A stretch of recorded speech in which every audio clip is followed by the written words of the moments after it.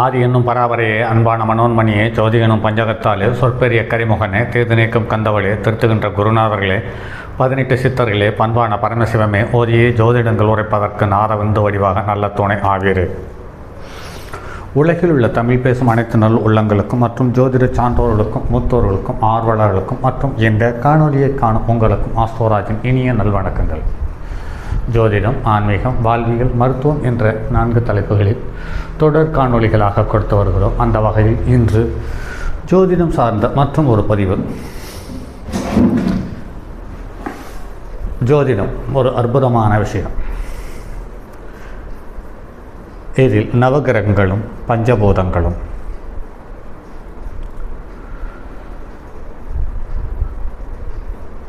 ஒன்று சேர்ந்து இந்த உலகத்திற்கு அல்லது இந்த பூமி உருண்டைக்கு எண்ணற்ற தகவல்களை தினமும் சொல்லிக்கொண்டு தான் இருக்கிறோம். அதே சமயத்தில் அதை உணர்ந்து மற்றவர்களுக்கு வெளிப்படுத்தக்கூடிய தன்மை எத்தனை மனிதர்களுக்கு இருக்கிறது என்று பார்த்தால் அது மிக சிலருக்கே.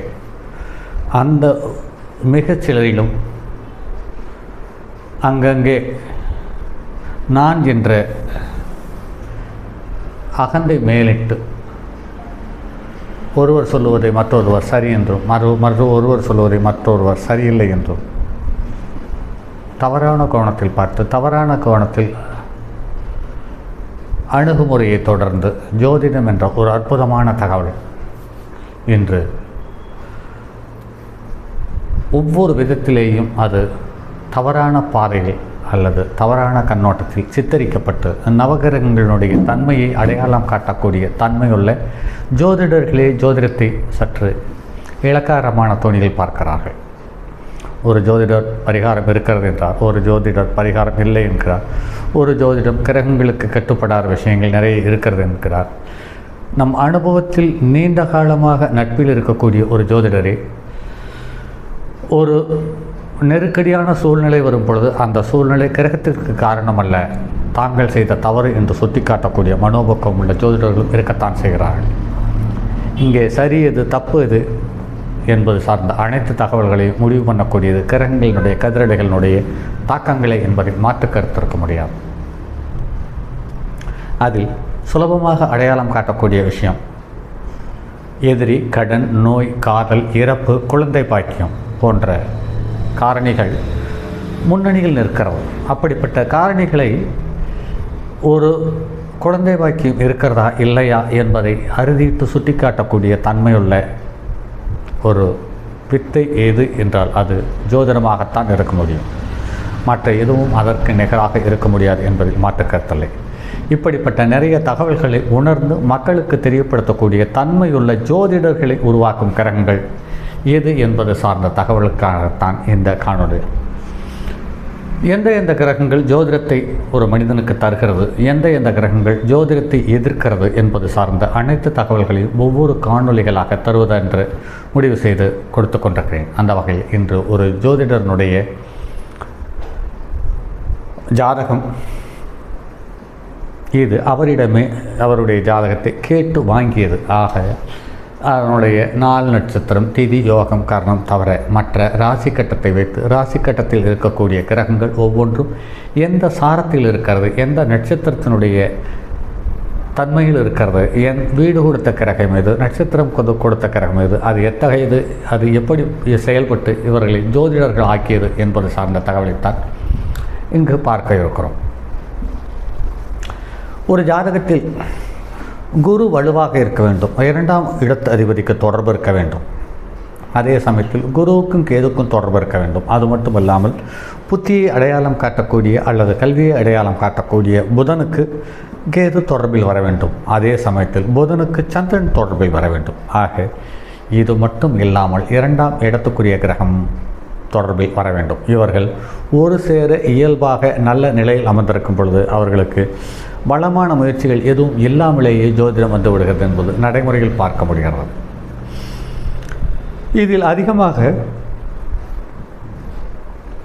நெருப்பு ராசியில் உள்ள அல்லது நட்சத்திரங்கள் உள்ள அல்லது நெருப்பு ராசியை ராசி லக்கணமாக அமைந்தவர்கள் ஆகச்சிறந்த ஜோதிடர்களாக வருகிறார்கள் என்பது நிறைய ஜாதகங்களை ஒப்பிட்டு பார்க்கும் பொழுது தெரிகிறது.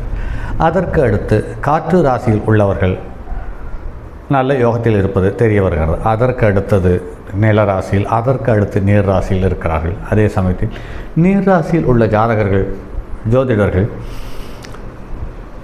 நாம் சொல்லிக் கொடுத்தால் மற்றவர்கள் தெரிந்து கொள்ளுவார்கள், ஆக நாம் நிறைய தகவல்களை மறைத்து பேச வேண்டும் அல்லது மறைத்து சொல்ல வேண்டும் என்ற மனோபக்கத்தில் இருக்க நிலராசிக்காரர்களும் நீர் ராசிக்காரர்களும் நடைமுறையில் நிறைய பார்க்கிறோம்.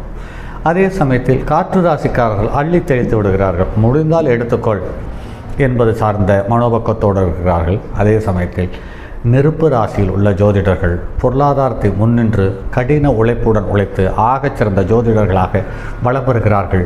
இந்த நெருப்பு ராசியில் உள்ளவர்களே அல்லது காற்று ராசியில் உள்ளவர்களே நூல்கள், மென்பொருள்கள் மற்றும் நிறைய ஜோதிடம் சார்ந்த நூல்கள் போன்றவற்றை உருவாக்கி தன்னகத்தே இருக்கக்கூடிய திறமையை வெளிப்படுத்தி அழியா புகழை பெறக்கூடிய யோகத்தில் அமர்கிறார்கள் என்பதில் நடைமுறை பார்க்க முடிகிறது. அடுத்து இந்த நண்பரை ஜோதிடராக்கிய கிரகங்கள் எவை என்பது சார்ந்த தகவலை பார்ப்போம். இவருடைய பிறந்தநாள் என்று பார்க்கும் பொழுது 16/10/1972 9:30 AM இந்த நேரத்தில், அதிகாலை நேரத்தில் இவர் பிறந்திருக்கிறார்.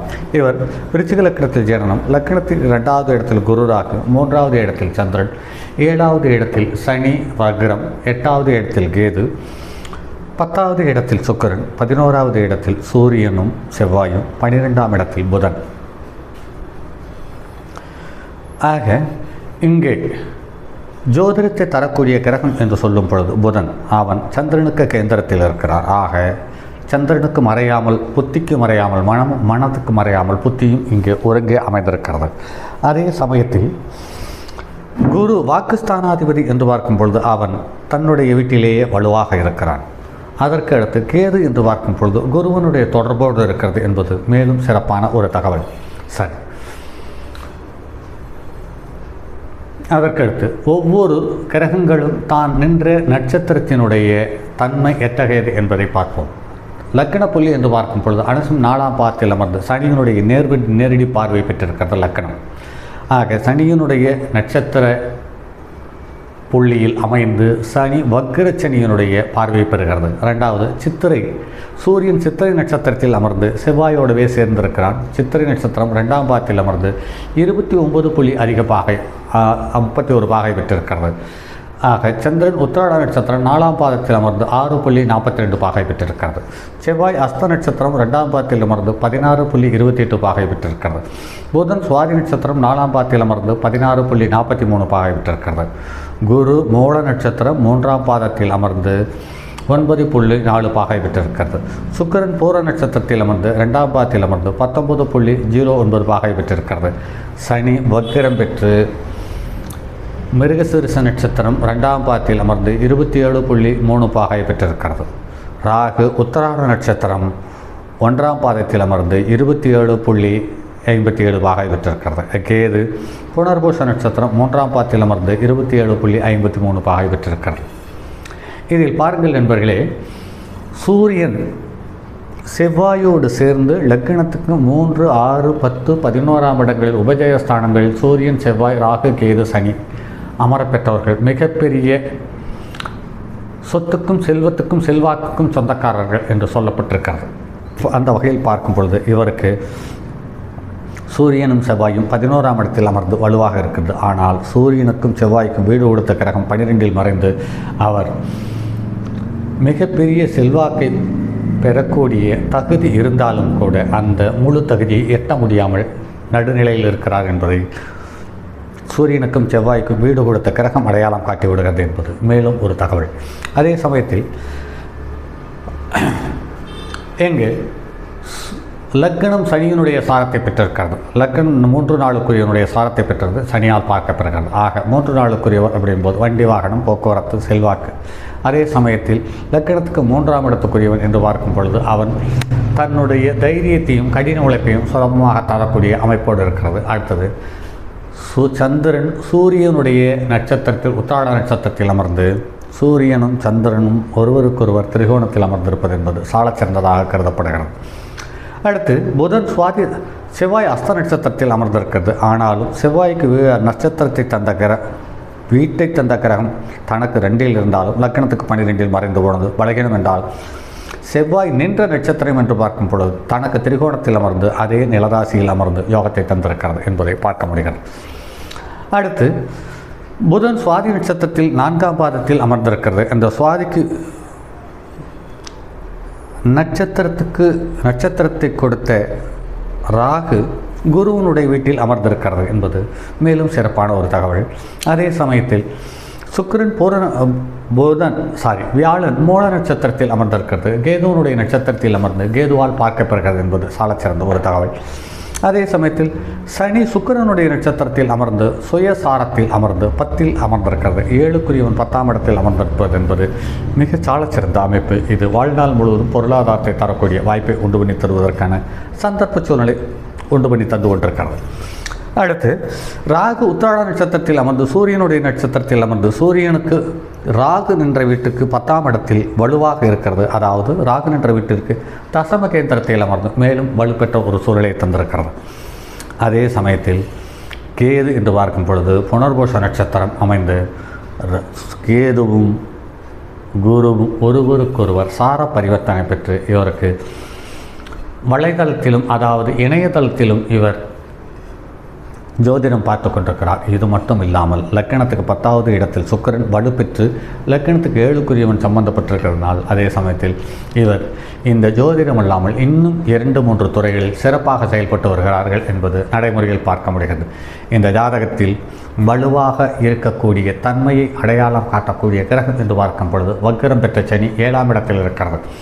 கடின உழைப்பை தருவதற்கு இந்த நண்பருக்கு நிகர் இன்னொருவர் இல்லை என்றே என்னால் சொல்ல முடியும். ஏன்னு கேட்டால் அந்த அளவுக்கு நடைமுறையில் கிட்டத்தட்ட 4-5 வருடங்களாக தொடர்பில் இருக்கிறார். எந்த நேரத்தில் பார்த்தாலும் இவருடைய நான் ஏதாவது ஒரு செயலை செய்து கொண்டிருக்கிறேன் என்பது தான் சொல்லியிருக்கிறார். இரவு 10 மணி 11 மணிக்கு செல்போனில் அழைத்தாலும் கூட நான் இந்த வேலையில் இருக்கிறேன், வேலை செய்து கொண்டிருக்கிறேன், இருந்தால் அப்படியே பேசலாமா என்று கேட்பார். வேண்டாம், நீங்கள் ஒரு பணியில் இருக்கும்போது என்னிடம் பேசி உங்களுடைய பணியினுடைய எண்ணங்களை சிதறடிக்க வேண்டாம், முழு கவனத்தோடு செய்யுங்கள் என்று அவரிடம் சொல்லியிருக்கிறேன். அதே சமயத்தில் இவர் ஜோதிடம் சார்ந்த விஷயங்களை நிறைய தகவல்களை என்னோடு பகிர்ந்து கொண்டிருக்கிறார் என்பது நடைமுறையில் எங்களுடைய நட்பு சிறப்பாக இருக்கிறது. அதே சமயத்தில் இந்த ஜாதகத்தில் இவர் எப்போது